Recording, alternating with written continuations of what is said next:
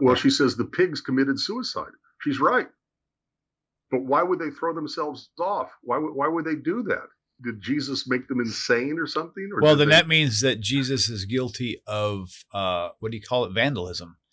Because what's vandalism? It's putting trash. Like when you toilet paper somebody's tree at their house, that's considered vandalism. And so if he put what was unclean, which are the spirits, the evil spirits, into somebody else's property, then it's vandalism. So no matter how you slice it, it's still sin.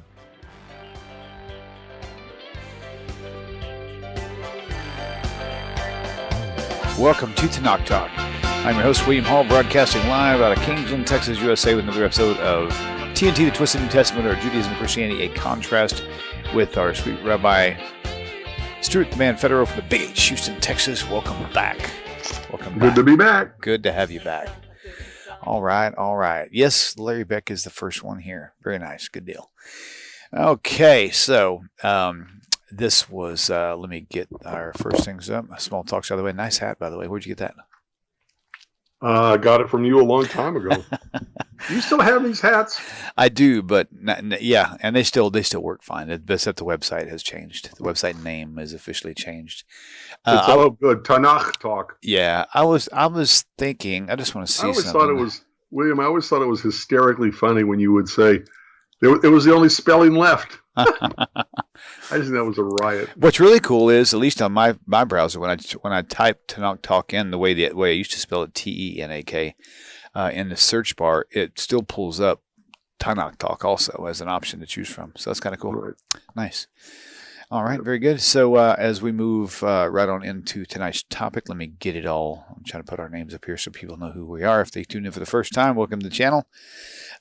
If you notice some videos you guys are watching but you're not watching it like up to date live, and then halfway through it says this video is for members only, it's because after the live stream ends, it gets set to private until I have a chance to edit. Actually, it doesn't set. It gets set to members only until I get a chance to edit it and re-upload it again to get everything fixed and nice and neat.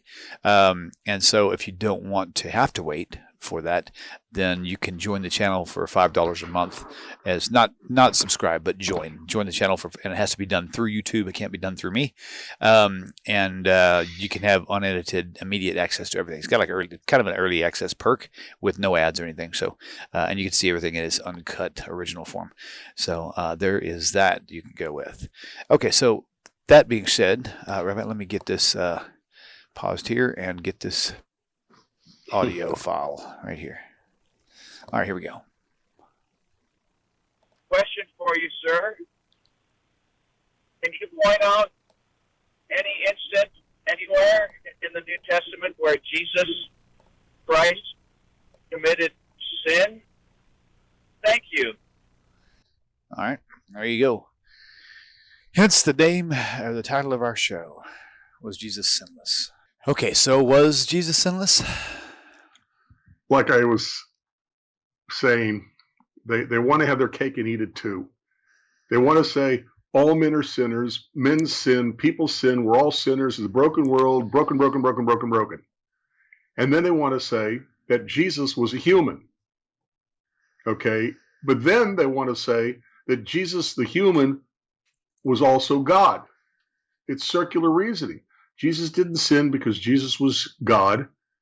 God can't die, but Jesus died. Well, that was only the human part. Human sacrifice, God calls it abomination. Oh, but he was also God.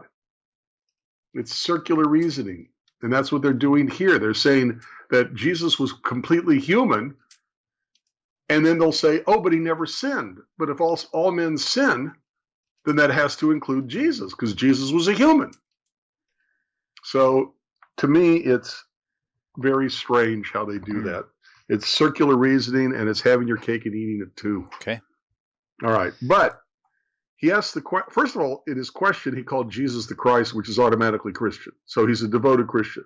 And he's trying to say that Jesus never sinned, okay, but clearly he did. All right. He was not sinless. And I'm just making references. I'm not going to cite chapter and verse. I think most people are going to be very well aware of what I'm referring to. Okay. he destroyed private property that was not his own. Oink, oink. Oink, oink for one, but that's not the only one. Destroying the temple, turning the You tables think over a in the fig tree temple. in the middle of the middle of nowhere isn't going to be owned by somebody?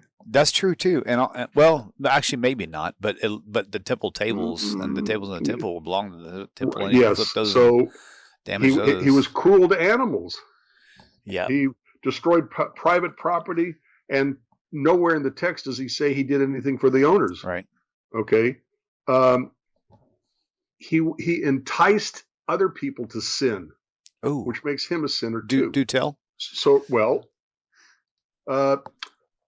go into the town and get a donkey or 2 donkeys, depends on whose version you want to read, and bring them back to here and say, my master has need of them.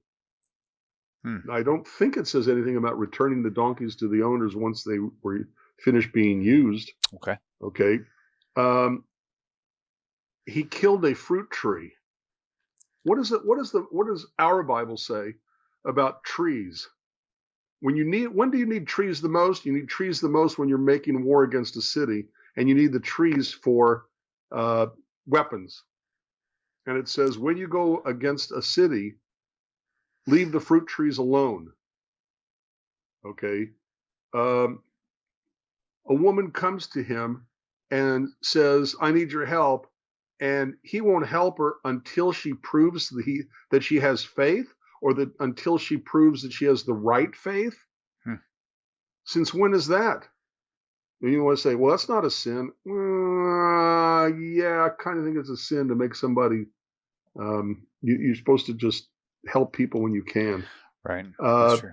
And as you already referred to, what did he do in the temple? Okay, he made his own whip. I believe it's John's version. He made his own whip, his own scourge to beat people with. And he's overturning, and Christians will say, oh, well, they were practicing usury. They were overcharging. Really, what's the proof of that? Where does it say that? Right. They were making a business. Yeah, they were making a business. But what's wrong with having a business? Well, buying and selling. Are they socialist communists? Well, buying and selling on the Sabbath day at the temple was the claim. I'm sorry, where does it say it was the Sabbath? That's a very great point. Okay, and but that's the argument. They're saying it was the Sabbath William, or whatever. Yeah. Let's pretend it was the Sabbath. Okay. That means he's going in to beat people on the Sabbath. Isn't that too a violation of Shabbat? Wouldn't he? If it's a violation for the sellers, the money changers, and the sellers of sacrifices to be doing what they're doing on Shabbat, then it would also be a violation of the law, a sin for him to go in and beat them, overturn tables. So, yeah, he was definitely a sinner. And another thing, okay, why were they there in the first place? What does it say in the Torah? If going to the promised land, if going to Jerusalem on a holy day is too far, take what you have, what you want to sacrifice, sell it, put the money in a bag, carry the bag to the temple, and once you get there, change the money, because you can't use foreign money. You got to change it. So that means that the money changers have to be there, and then buy what you want to sacrifice and have a good life. Enjoy yourself. So that means that the money changers have to be there and the sellers of sacrifice have to be there. And since there were certain sacrifices that had to be on Shabbat, then maybe they were supposed to be there on Shabbat too. So there's no violation, okay, if God himself told them they had to be there doing those things. And yet, okay, according, I think it's John, Jesus makes his own whip and beats people with it.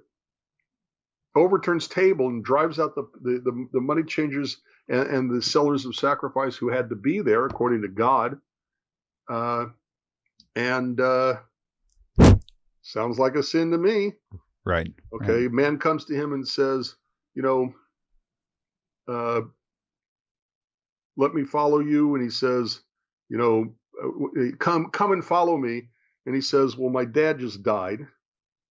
And he says, well, you don't have to bury them. Let the dead bury the dead.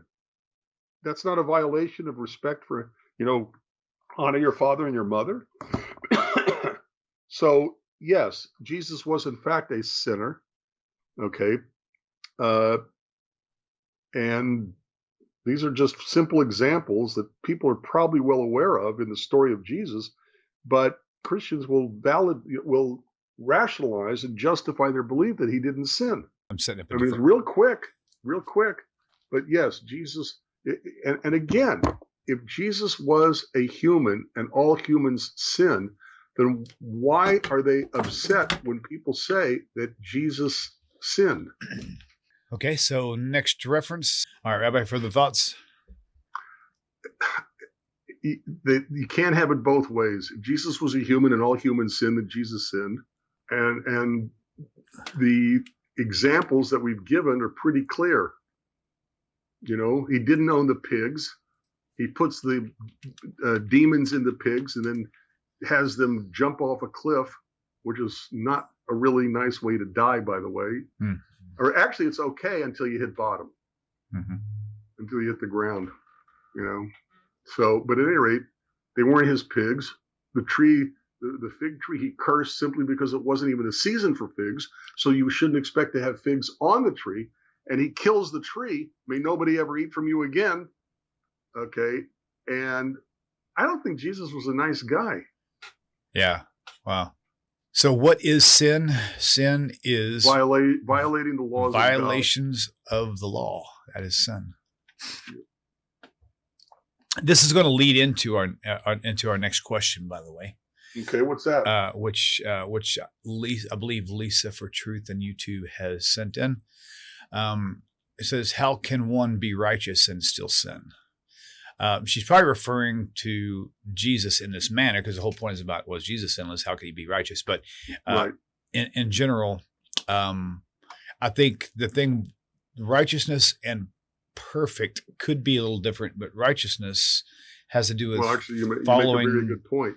Following the method of the law. If you do slip up, if you do sin, you can follow the prescription and get it wiped clean from your record and still be considered righteous. Exactly. So, like getting a speeding ticket. And your distinction between perfection and righteousness is an incredibly good point. It's a very important point. You know, people who sinned were still called righteous even in the Bible. Okay. Mm-hmm. Job was considered a righteous man. Let's see. How about Zacharias and Elizabeth, or not Elizabeth? Yeah, Elizabeth in the New Testament.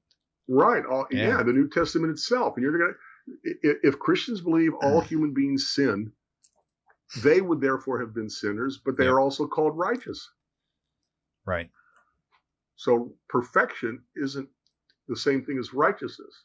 His messenger says that the Lord owned the donkeys.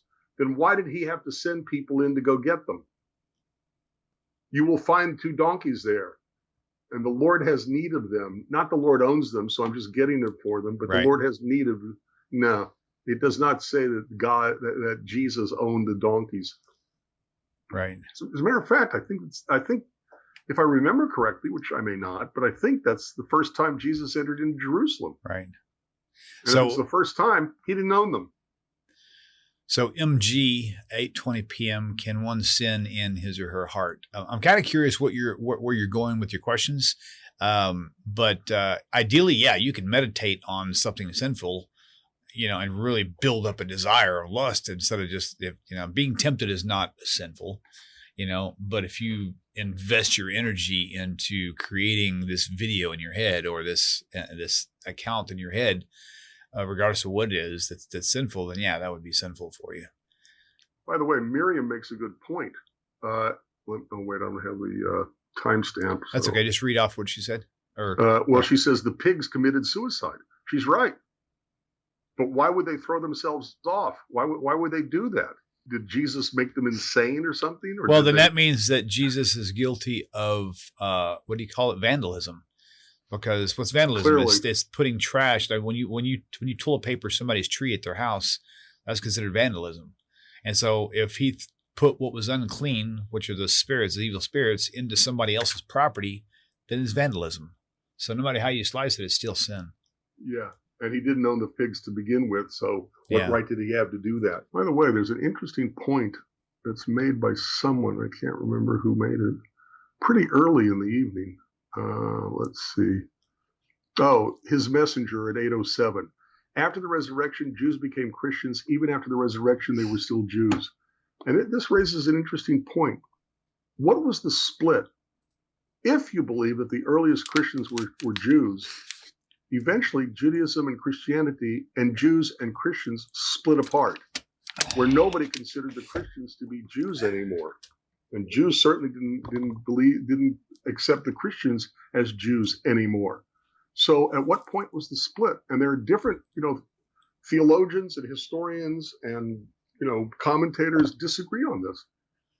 It's a good question. I think it split pretty soon after the crucifixion. I think when people had an idea of who the Messiah is and what he's supposed to do, and Jesus failed at it, they had a choice. They could say, oops, we were wrong. Or they could redefine the Messiah to fit what actually happened. And if you've ever read the book When Prophecy Fails, you should read it. It kind of goes into this. It's the study that created the concept of cognitive dissonance. And when Jesus didn't do what he was supposed to do, they redefined the term Messiah in ways that are contradictory to what the Torah says. And I believe that is where the split began, that early in history. Okay, 8:23 p.m. HWW Broward says just a statement, probably referring to somebody's comment, but his statement is just screaming for attention.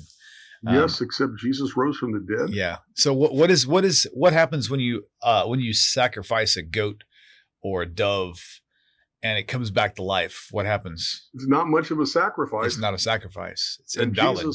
Jesus died on a Friday, came back to life on Sunday. So as you've heard me say before, all he did was give up a weekend. Yeah. And if you're actually God and you know you're going to be resurrected, what kind of a sacrifice is it? And the pain he suffered on the cross. Really? Yeah. His legs were never broken. So the two thieves with whom he was with which he was crucified suffered worse because he never had to go through the pain of broken legs. He was dead and they were still alive.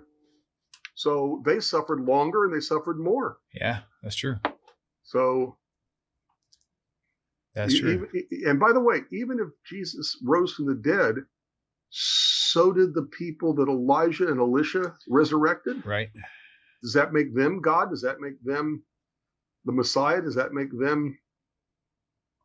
It doesn't. So, That's a good question. AB says just now, if Jesus died knowing he would stay dead, do you think he still would have done it?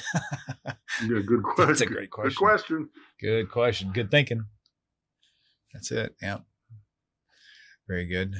8:25, light bright, glow up, rainbow bright. Except the two thieves were thieves. Jesus didn't do anything wrong. Well, you must have just tuned in because we just talked about all the sins that Jesus committed. So he definitely did things wrong. Well, you also have to remember that it was Rome that did the crucifying. Right. Okay. The Jews, when they would give somebody the death penalty, it was called stoning. Right. So the crucifixion, the New Testament explicitly says that there was a sign placed over the head of Jesus on the cross, and that sign was explicitly called the accusation. Mm-hmm. Why was he being crucified? And what did it say? Well, there are actually 4 different versions of what that sign says because Matthew, Mark, Luke, and John disagree on so many things.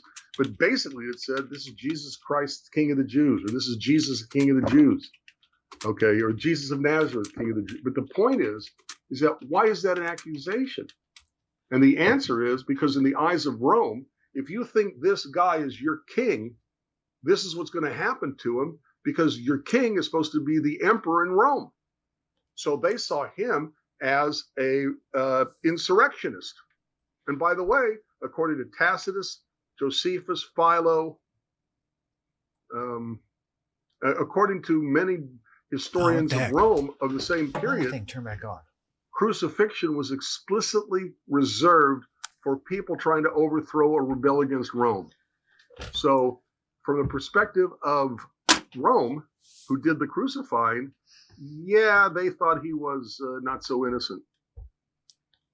And by the way, what drew attention to Rome? Having followers? A lot of people back then had followers. But when he starts going into the temple and becoming a rabble rouser, yeah, they're going to come down real quick, especially if he has followers of multitudes. Okay, 8:26 p.m. HWW Roar. Jesus rose from the dead as supportive evidence that he was a Messiah. It confirmed what he said was true. Comment? So where does it say that the Messiah has to be resurrected?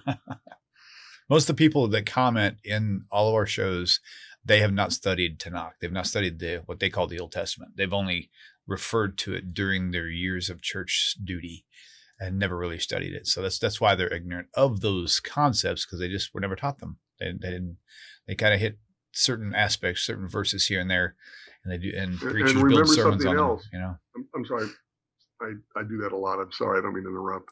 Oh no, you're good. I was pretty much done. Well, the thing is that the New Testament text is completely unreliable. Matthew disagrees with Mark, who disagrees with Luke, who disagrees with John, and the earliest gospel is Mark, that was written 30 years, 40 years after Jesus was dead and buried.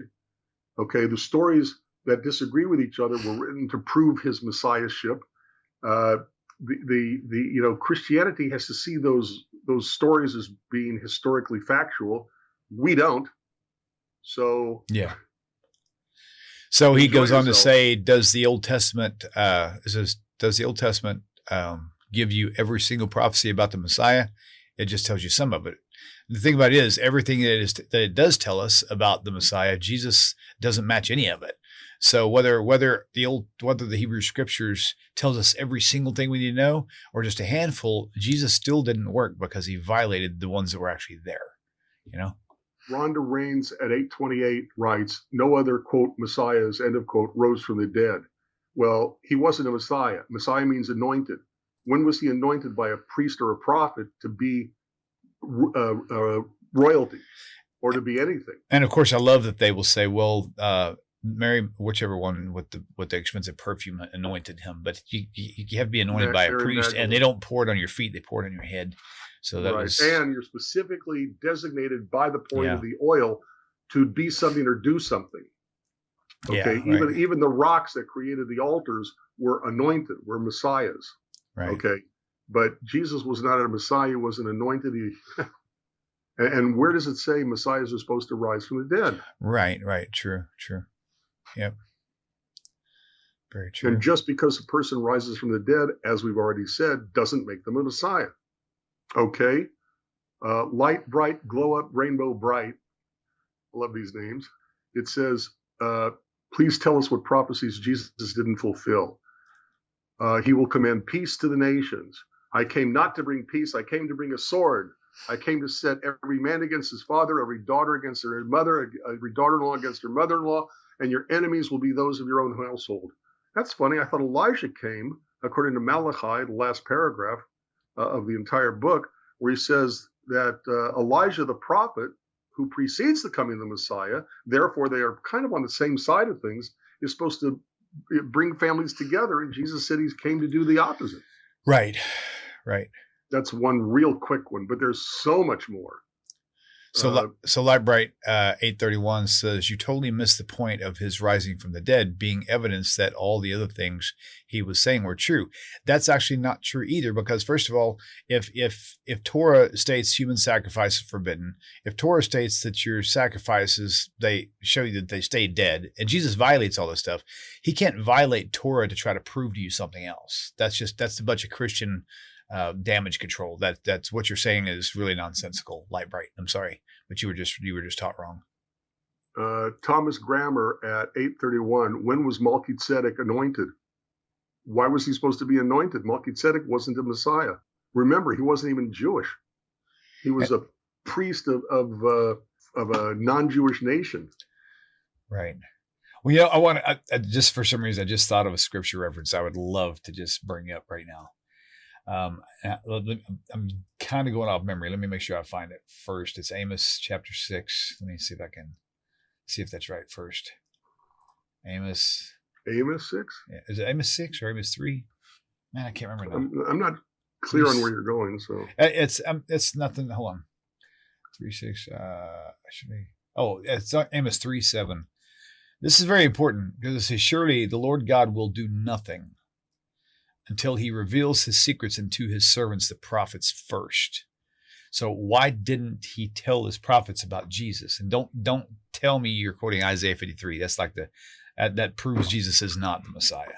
So no matter what he does, he's going to reveal it through his prophets to begin with, and also regarding, certain people not being, Larry, I don't have them either. If you go into Facebook chat, they're supposed to be pinned in the admin group. I don't have them either. So it looks like you're running solo tonight, Mr. Larry Beck. Thank you, brother. So anyway, we're told things that we need to know, right? So saying that, maybe a 47th king of Israel, not telling us that he was anointed it's not important because we don't need to know. So so many things can be taken by assumption. I know you're going to say that about the New Testament too, but the problem with that is there's too much information given by the New Testament that disqualifies Jesus. So if those things hadn't been said and those things didn't take place in the New Testament, like him rising from the dead, him staying dead, that would have been a good plus, and just things like that, So you also have lying. John chapter 18, verse 20, Jesus answered him, "I spoke openly to the world. I ever taught in the synagogue and in the temple, whether the Jews always resort, and in secret have I said nothing." In secret have I said nothing. Really? I could have sworn, Jesus reveals himself to Mary Magdalene and says, "But don't tell anybody." Right. Okay. Light Bright, part of the chat rules, and it's kind of our fault. I don't have them pasted here yet, but you can't use all caps because it's very clear that you're yelling. And sometimes it's assumed, but the way you just typed obnoxious, it is because I don't agree with you. You're clearly yelling at us. That's completely forbidden in chat, and you can get banned from my channel completely from ever chatting again. So you might want to retract that statement and be a little bit more polite. So if this is how you would respond, on the other hand, to people who don't agree with you, is to yell at them, I kind of question your motive and your thought process altogether. Let's see where else we at here. Lisa was okay. So Lisa, good question, said, since there are no prophets now, how will we know when Messiah comes? Because in prophecy, it tells us, it says, all will know from the least to the greatest. It'll be known. We won't have to question it. It's like when somebody gets elected president, the news broadcast, all of the news, like everybody knows. People who don't know is because they don't have a TV, but their neighbors tell them, it's not something that we're going to have to be curious about. It's going to be very obvious. I love this. I just saw what you were talking about, the all caps. All right, Light Bright, I gave you plenty of warning. You are officially not banned from my channel, but you are banned from chat. If you want to shoot me an email later with a different attitude, then I will certainly, I'm going to hide you on this channel. I will certainly reconsider having you come back into chat if you will mature up and stop yelling at everybody. So, very good. Really? Really You're what? A rat. Way to go. I just had it. If it was Light Bright, I just deleted it. Oh. Well, she's violated. Light Bright's glow up rainbow bright says, "You're a rabbi. You're basic." I wish I could remember what she said. Oh, actually, I saw that. But you should be able to view the deleted messages. Hang on, let me see. Wait a minute. Let me see. Oh, I see it right here. I see it, Rabbi. It says, get off there. If I can get that. Okay. You can't even be courteous and call someone. Well, I scrolled. It says, you're a rabbi. You can't even be courteous and call someone obnoxious because I don't agree with you. And that because she asked you questions. No, obnoxious is whenever there's using all caps and you're screaming at people and you're being childish. No. There's something else that's going on here. Okay. Christians are so used to being the majority. Yeah. They're so entitled and arrogant, and they are so Christian privilege that when they hear somebody disagree with them or tell them they're wrong, they can't handle it. Right. Okay, they've never heard it before. Right. So I really don't care, and I'm not going to shut up just because you think I'm being obnoxious. Yeah. I don't right. care what you think. Yeah. You came here. We didn't come to you. You came here to argue and to tell us we're wrong. Well, guess what? So why do you not mention when Jesus returns, everyone will recognize him and they will mourn over him? When everybody returns, they say, well, actually, he violated that because that was actually a prophecy theoretically from Christians that when he died and whenever he died on the cross, that they would mourn for him like one woman born over his, firstborn son or whatever, however that was forwarded. I can't remember. Right. But he did return. The second coming is a return. He was gone and came back. Yeah, right. And when he returned, there were people who didn't recognize him, like Mary Magdalene, who, depends again on which gospel you're going to take as fact because they disagree with each other. But that was his return. Yep. So if he comes back, it'll be his third coming. I guess so. Interesting. Raymond Reef, shalom, my brother. Good to see you in the chat. Okay, very good. Very good. All right. And just in case, what was that one name? Light Bright. I was, and I'm telling you, I've never seen you on the channel before.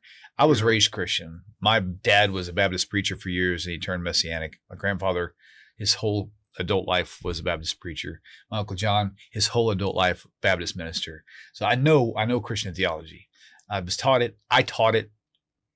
I rejected it after learning the Hebrew sources of everything and learning Hebrew and understanding that Christianity is based on so many lies in this translation. So hopefully you will take time to research that and stop listening to the man behind the pulpit. Start looking for truth. Okay. In reading the Bible, I've come to see how anti-Jewish it all is. With that said, it's always stuck in my head that a man named Judas was the one that betrayed Jesus. Yeah. Do we know if the name Judas was chosen for obvious reasons? Yeah. Look, it's hard to know anything when it comes to the New Testament. Right. But there are plenty of It's scholars. very anti-Semitic, though, is his point. And it's like exactly. all these scholars. These little seeds of doubt that they put in everybody, Right. Calling it the synagogue of Satan and calling him, naming him out as Judas and stuff like that. Right. But there are a lot of scholars who do believe that the name Judas was explicitly chosen to help cast aspersions on the Jewish community. That's what this one was saying in chat. Right. The one that donated. Right. And I'm Flores. agreeing with him. I'm saying that they're validating what he said. Nice. By the way, Rhonda Rain says, "Not me. I'm on your side, Rabbi. That can only mean, and I apologize. I'm sorry that I must have misread her." Did you miss her statement? Comment that she made. Yeah, you probably did. Yeah, Rhonda's sweetheart. Sorry. She supports the channel also. As a matter of fact, if you ask me who did the question I just asked, I have no idea. Emer Flores. So, all right. I tend to look at what people say as opposed to who's saying them. That's not a good thing. Sorry. So Chris Baldwin says, I've heard Rabbi Singer say that only Israel will be saved. Actually, he doesn't say that because pretty much everybody has their part in the world to come. Exactly. Unless you're just like plain pure evil, whether it be Hitler or, name off, people who are just really violate humanity. People are really, really wrong. Will have no part in the world to come. So Lisa for Truth asks, who was the guy in Isaiah that Christians confused with Jesus? The one who said something about he got his wounds from his friends? I thought that was Zechariah. Yes, Zechariah, I think. Yeah. Chapter 12, I think. Yeah, sounds right. Yeah. And it's really funny is if that was really a proof text, why wouldn't the church be using it? If you read, is it the verses before or the chapter before? I think it's the verses before. It tells you this is an evil person, not a holy person who's receiving these wounds. Let's see what's right. Here. Anthony Potham, Zechariah 13:6. What are those? Wait, what are those? If you're learning it, wait. Sorry about that. What are those holes? No, he writes funny. Zechariah 13:6. What are those? What are those holes? What are those holes in your? What are those holes in your hands? I'm confused.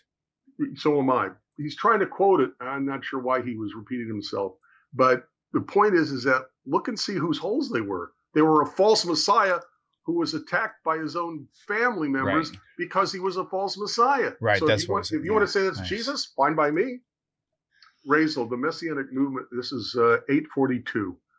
The Messianic movement has been around since 1973, 72, when Martin Rosen, who was an ordained Baptist minister, read a book by Donald McGavran called Understanding Church Growth.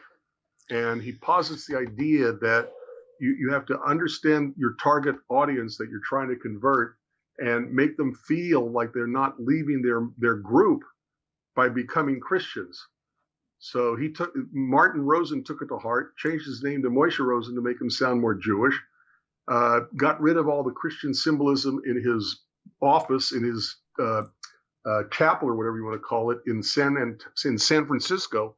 It was the San Francisco office of the Christian organization called the American Board of Missions to the Jews, and he changed it to Jews for Jesus, and followed the advice of Donald McGavran in the book Understanding Church Growth in the section called the Sociology of Missology, something like that. I can't remember exactly. And that was about early 1970s. Let me put it that way. So the Messianic movement has been around since 50 years, 1970s, early 1970s. Okay, so Daniel, HWW Broad wants you to comment on Daniel chapter 7:13. I saw in the night visions, and behold, one like the Son of Man came with the clouds of heaven and came to the Ancient of Days, and they brought him near before him. So Christians will say that this person like the Son of Man was Jesus, and he was brought to the Ancient of Days. Wait a minute, I thought he was the Ancient of Days. I thought Jesus was God. So it sounds like a split personality, or it sounds like a separate entity.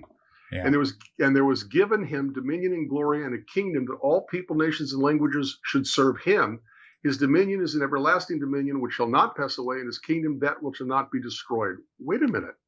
If Jesus was God, then wouldn't he already have dominion, have glory, own the universe, have a kingdom? Okay. And it says that all people, nations, and languages should serve him.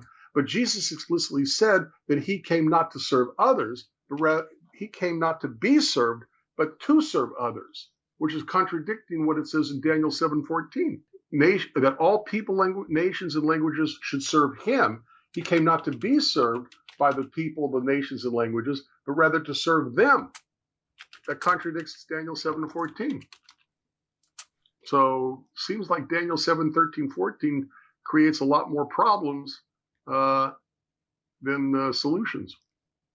If you enjoy this channel and the content, and it has changed your life, or perhaps the life of a loved one or a close friend, would you please consider supporting this work? You can click this link and it'll take you directly to my website with the donate button. Or there's a Patreon link and a mailing address for snail mail if you would prefer. If you do donate, please do me a favor and leave me a phone number where I can contact you and thank you properly. I hope you all have a wonderful 2025. Shalom.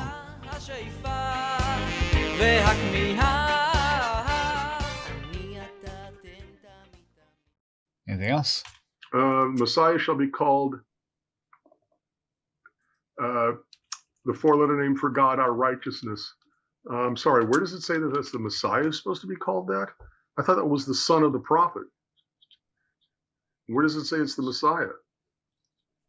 I think the name that it's Hashem Tzidkenu is what it is. But I don't remember it specifically saying that that's a reference to the Messiah. Keeping Watch 95 at 847 writes, 2 Messiahs per Jewish history. Yeah, there's supposed to be 2 Messiahs. One is the Messiah, the son of David, and the other one is the Messiah, the son of Joseph. There's 2 separate entities who live at the exact same time as each other. The Messiah, the son of Joseph, means from the tribe of Joseph, either Ephraim or Manasseh, probably Ephraim, but either Ephraim or Manasseh, the tribe of Joseph. It does not mean somebody whose daddy is named Joey, okay, whose father happens to be named Joseph. It means from the tribe of Joseph, Joseph, the son of Jacob, the son of Isaac, the son of Abraham. The Messiah, the son of Joseph, is the first to die in the battle of God versus Magog, not on a cross, but in battle. And the Messiah, the son of David, is he resurrects him. None of that has happened. So if you're going to keeping what you're right, but applying it to Jesus can't happen. Right. Certainly, it hasn't happened. That's my point. It hasn't happened yet. So if you're going to make a reference to something in Judaism, it'd be a good idea to know what you're referencing. Okay, so Willie Smith's 8:49 p.m. Says, why do people die and see Jesus in the afterlife? Because they have, first of all, they have preconceived ideas. First of all, if they don't have preconceived ideas and they saw somebody, it probably wasn't Jesus. It might have been Moses, but they're taught that it's Jesus. I think about the Jesus and the toast, and I'm thinking, how do they never met Jesus? That could be Elijah for all we know. Or that could be Satan pretending. Yeah, right, exactly. But you notice how they almost never say that they wound up in hell. Yeah. It just seems to me that like half of them should say we're going. I had this glimpse of the afterlife and I was in hell. Exceptionally few believe that about themselves, which means they think I'm a Christian and therefore definitely going to heaven. So who else will they see? Yeah. Has to be Jesus. Self-fulfilling. Somebody told me one time that when they had a near-death experience, and it says that he was worried because he said, I didn't see anything. And I said, well, you probably had the most realistic near-death experience then, because, or death experience, if you will, because the idea of TaNaCh is when you die, you fall asleep. You don't like go visit things and see visions and dreams. You know what I mean? Now people say, well, you could have dreams when you're sleeping. Well, true, but that's not the point. The point is, it's like, plus there's the whole dilemma of so many false testimonies in Christianity. I've seen them myself numerous times. I've heard hundreds of stories about people who had friends who said this and that, and it wasn't true, just to try to get people to be saved. Yeah. By the way, I'm sorry. Go ahead. No, that was pretty much it. All right. Well, oops. Wait. Something just happened. There it is. Keeping Watch 95 at 8:51 writes, YHWH means behold hand, behold nail. Oh, I love that one. You got to chop that up. That's a good one. Well, first of all, okay. It's a tent peg for one thing. It's not a nail. Well, first of all, Hebrew letters are not pictographs, and they're not hieroglyphics. Well, they used to be, right? In Paleo Hebrew. I'm not even sure that's really true. I think that their origins may have been certain symbols, but it doesn't mean that they're saying behold or hand or behold or nail. And by the way, you're reading it backward. Right. If you want to believe that YHWH, the Hebrew letters equivalent to that, are supposed to mean something, it would be nail, behold, hand, behold. Yeah. So, yeah. But what about his feet, though? What about his feet? Those were nailed too, Yeah, but any little bit that gives them credibility, they'll grab a hold of. Right. So if that was the case, that Jesus wasn't the Messiah because he had his feet nailed to the cross also. It's supposed to be only his hands. So there's another false. I'm glad we discussed that. That's actually a good point, because Christianity would use that big time. Mina in my congregation pointed out something about this whole pictograph, hieroglyph, Hebrew, proto, whatever you called it, Hebrew bit. Okay, there are 22 real letters. Expand that if you want fully to the letters that come at the end. Okay, to 37 letters. Okay. Rabbi, keep talking. I've got to grab a fan. It's getting really hot in here. But keep talking. I've got a fan. I just don't have it turned on. Let me go get it real fast. Well, we're almost done anyway. But so what she pointed out is that if every single letter has, let's pretend, 4 different meanings, and there are 37 different letters, okay, which there really aren't, but let's pretend there are, okay, it would be 37 times a maximum of 4. and you're saying that there's only 148 words in the entire Hebrew language. Don't you think that would be really difficult? That if Hebrew were pictographic or hieroglyphic, then all they can have is 100 and whatever I just said words. How do you do a Bible with only 147 words or whatever? I forgot the number I used already. So one thing I like, Rabbi, and this is a good spot to talk about it, is they like to say the names from Adam. Can you hear me, Rabbi? Yeah, go ahead. Okay. They like to say they use the names from Adam to Noah, I think it is. Yeah, 10 generations, and they give their definition, and it says it tells the story of Jesus's life. And I'm thinking that could never be a more true story of picking and choosing and cherry picking than I've ever seen in my life. Well, that's what they have to do to maintain their faith, is cherry pick and grab things out. My favorite saying, a text taken out of its context leaves nothing but a con. Right, okay. That's true. But the thing about that, the first 5 or 10 or whatever it is names in the Bible tells you the story. They're mistranslating some of those words, some of those names. They're mistranslating their meaning in order to get what they want. Right. Yep, that's true. Yeah. So. Very true. By the way, you got my fan. It feels amazing. Yes. Good. But I think you're cool anyway. So. I don't need a fan to be cool. Too cool for school. Just cool, kidding. Man. All right, cool. See my comment. Larry Beck says, see my comment. Which comment? How far back? Just copy and paste your comment, Larry. Larry Beck. That's weird. So H.W. Broward says, you will one day experience, are you misunderstanding it? So who is, I'm confused. One thing I do like, he just brings up another idea though, from other accusations from Christians, is they always say, well, you're misunderstanding what it says. Well, first of all, it's in Hebrew, and the Jewish people, that's their native tongue, is they speak Hebrew. It's like if you ask my son when he was 2 years old, go get me a soda pop out of the refrigerator. He doesn't have to go and look for a baby's translation to understand what I said. He knows exactly what it is because he was raised with that language. It's native to him, And so just like that, a youth can read the Hebrew, right now, can pick up a Hebrew TaNaCh and understand what the words mean. They might not understand the storyline, have to have somebody educate them through that, but they understand the words. So if anybody who doesn't understand, it's going to be the non-native tongue Hebrew speakers who need a translation. Hebrew is not a translation. Hebrew is the original. That is the numero uno. All right. I found a statement by Larry Beck. Larry, you said the pictures or symbols cannot violate the words themselves. I would love to know more about what you mean, because that sounds fascinating. What about King Saul conjuring up Samuel in Ein Dor? What about it? I'm not sure what MG is referring to. All right. Let's see. I mean, I know the story that he's referring to. Yeah, I don't know what he's referring to. What timeline? It's 8:52. MG. What about King Saul conjuring up Samuel in Ein Dor? Okay, got it. I mean, I know the story, but I don't know I don't know what the point of his. Okay, that's a problem with comments and chat. You could be responding to something that's like 10 minutes ago. Yeah.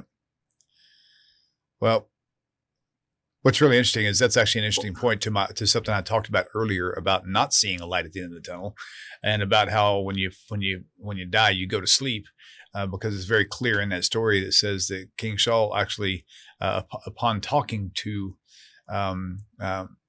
Samuel said, "Why did you wake me?" or "Why did you bother me?" So that would be even more proof that you don't see anything. You're just like it's lights out, until the time comes. And it's not a hell where you're tortured. Okay. Or else he would have said, "Oh, thank you for getting me out of there, even for a couple of minutes." Instead, he says, "Why are you bothering me?" Okay. Yeah. Larry, I'd love to know exactly what you meant by that. Let's see. Okay. See, again, you take the story literally. We don't. So false prophets cannot raise the dead, but who said Jesus raised anybody? You're the ones who believe it. It's your text. My point is that just because a person raises the dead doesn't make them a Messiah. Isn't that bothering me now? So latest comment, Gary or Jerry Montoya, when When Saul conjured up Samuel, he was punished for speaking to the dead. Actually, well, he was already in trouble before then. His sin led him to conjuring up Samuel to begin with, which even more so what people teach about prayer to saints of all others who have died. Well, first of all, praying. He didn't go to pray to Samuel. He went to go talk with him. That's right. different. He wanted to know why God Yeah. wasn't speaking to him anymore. And praying to the saints. We don't pray to the saints. We pray, pray to a Shem of something. Like they'll go into the tomb, to the tomb of Rachel and pray outside the tomb as an act of whatever. But they're not trying. They're not trying to communicate. They're not trying to communicate with them. That's the difference. Yeah. Jerry Montoya also says King Saul went to the witch of Endor. Show me where she's a witch. Well, that's the English translation. She was a seer, right, or something like that, or not a witch though. She was. That's the English translation, though. I think King James says that. What? Who cares what King James says? I go to the Hebrew. But what does Endor mean? It means fountain of the generations, like where the souls are. So, Samuel was not punished for speaking to the dead. Mystic of Endor. Saul was not punished for speaking to the dead. He was king. He'd outlawed it, and he tells the woman of Endor that nothing's going to happen to you. I am, you're forgiven for this. And he didn't go there to pray. He went there to consult because God had stopped answering Saul's questions, and he wants to know why. Okay, last question. H.W. Broward, he gets a lot of attention tonight because he's coming up with a lot of good comments. It says, you cannot answer who in chapter 7 of Daniel will have an everlasting dominion. Of course I can. The real Messiah, when the real Messiah comes. When he comes, the true Jesus Messiah. never had an everlasting dominion. Right. When was he king? When was he ruler, except in the minds of believing Christians? Yep. But again, Jesus didn't have the right lineage to be king. To be king, you have to be from the tribe of Judah. To be in the tribe of Judah, you have to trace your lineage to your father. Who was Jesus' father? It wasn't Joseph. There's no such thing as being adopted into a king line, into a royal line. By the way, somebody said that Chabad makes the statement that the four-letter name for God really does mean hand, whatever they say it says. But I would prove that. I would have to see that and then talk to the rabbi that said it to find out what the context of his statement would have been. Guaranteed it's not Christological, no matter what. Yeah, Larry, that's what I was saying. It was never pictograph. Hebrew's not pictographic and Hebrew's not hieroglyphic. Oh, okay. This is 9 o'clock, Larry Beck. All the Hebrew texts from Paleo-Hebrew to each various other texts until the Masoretes, all consonants. To say the words vowels added later to help. None were ever pictures like Egypt. Exactly. Okay, so Broward, H.W. Broward says, doesn't match up. A man cannot have an everlasting kingdom. Only God can. So that's not true. What about their progeny, setting up a dynasty? Remember, King David is supposed to have his dynasty reestablished through the Messiah because the real Messiah is supposed to have his own real children. And it explicitly says in the Bible that when God has Solomon become the king, that his dominion is an everlasting dominion. It says he doesn't use the word dynasty. I can't remember the word he uses, but it's going to be forever. But furthermore, Jesus never said he was God. In fact, you got to go back. HWW, you got to go back and watch our videos on is Jesus God and did he ever claim to be God and all this other stuff. So, that's just another tip of the iceberg. Okay, I'm going to draw the line on this one. We're going to call this a night. Rabbi, thank you for your time. Larry, let me know clearly what you said because your 9 o'clock post, I really don't understand. Might be a good something to put together for next week for a good topic leader. So that might work out good. Cool. Okay. Well, very good. Thank you all for tuning in. Appreciate it. And we'll see you guys on the other side. And again, if you guys want to have early access to all the videos. Gabriel Kovalov, Jesus was a descendant of King Solomon. Rabbi. Yeah, sorry. If you would like to have unedited access to all the teaching videos, you got to join the channel. There's a link in the chat. You guys have a wonderful night. Rabbi, thank you for your time too. And we'll see you guys all on the other side. Shalom. Dear friends, hope this message finds you well. If you like the way this channel is going and the channel has been a blessing to you, please consider supporting the channel by going to the website, TaNachTalk.com. TaNachTalk.com. Thank you once again for your time and for supporting TaNaCh Talk. Shalom.